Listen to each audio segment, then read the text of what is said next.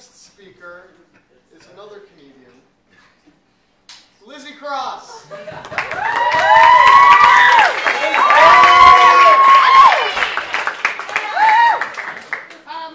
just want to let you guys know that during this performance, I will be playing a drinking game with you, but I'm not telling you the rules. Okay, these are my notes.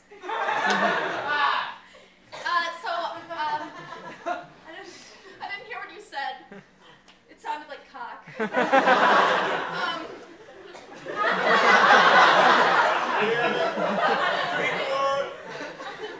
Okay, so I'm Lizzie, and I am female, and so I am a female comedian. And I was abroad last year, and I was in Valencia, and I was on this pub crawl with a bunch of like 18 to 22-year-old like college-age people, and there was this 30-year-old Australian man on it. And I was talking to him, and he was like, "What do you want to do after graduation?" And I said, like, "I want to pursue comedy." And he told me that all female comedians he's seen make jokes about periods, or just make jokes about periods. So my set is like 5 minutes long, guys, so be ready.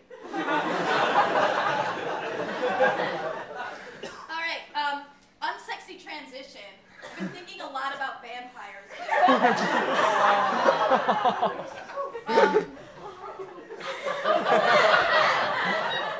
Somebody in the front row was reacting. Anyway, so I've been thinking about how you survive vampire attacks. Like, zombie attacks, it's pretty straightforward. You're not gonna survive.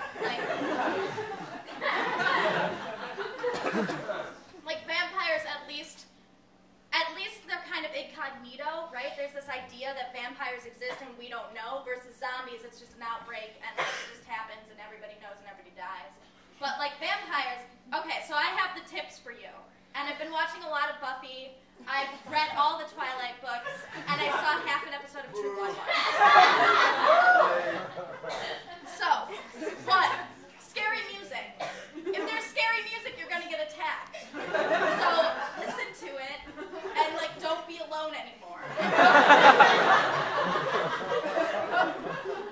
And vampires, they use like seduction to get their prey. So, don't. I guess just like if there's scary music and somebody who's trying to seduce you. Maybe some people are into that, but anyway. And here are other ones. Don't have sex with a vampire. I actually, as I said, I've only seen half an episode of True Blood, and it seemed to work out just fine in there, but like, for the most part, don't do it. And if you do have sex with a vampire and get pregnant and the vampire's like, you should get rid of the baby, like, you should. It's like, it's a vampire. You don't know what's going to come out. I'm almost done.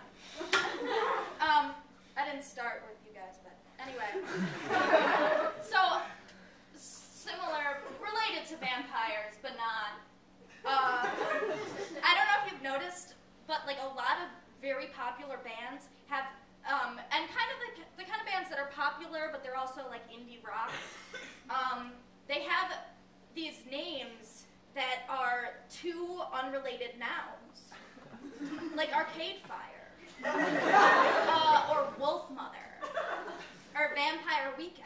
And so I've been trying to think of what the next big band is going to be like as a spin-off, and I thought Monkey Parade sounded pretty good. But I actually think as like a specifically working with Vampire Weekend, Zombie Ramadan.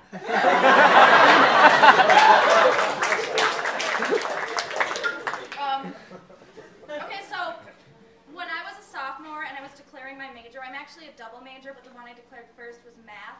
When I was declaring my major, I was like, oh, I'm going to be a math major because I think it'll make me sound smart. And then 2 years later, everybody, I realized it makes me sound smart because it's really fucking hard.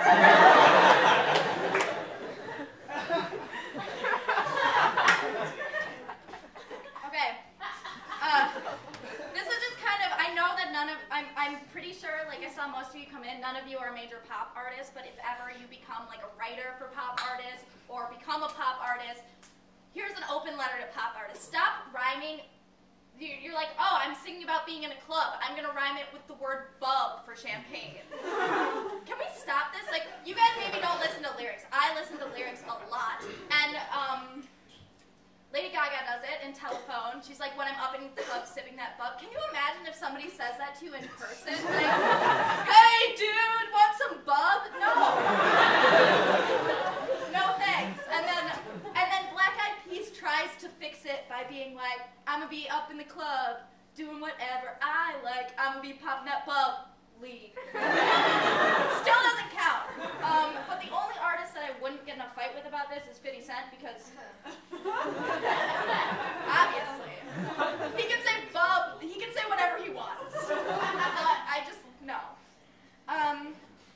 Yeah, and on the subject of music, I've been thinking about it recently because we did an ebony dance, me and those ladies, to the song Fire Burning by Sean Kingston, which would be terrifying if it were literal. Oh my God! Like, she is on fire on the dance floor, and like, it's not even, I mean, I guess he says some kind of completely unrelated weird things that don't make sense, and it's kind of in a weird accent to make you not hear them because but the things that you do understand like could be taken literally. There's nothing that's like, oh, she dances so hot it's like fire. He just literally says, somebody call 911. Call 911.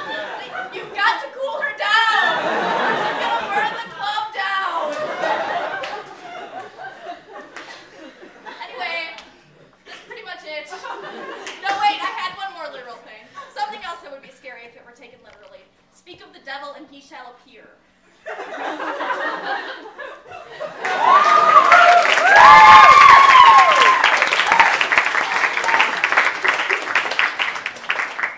Lizzie has mastered the rare skill of giving you 2 reasons to laugh at her.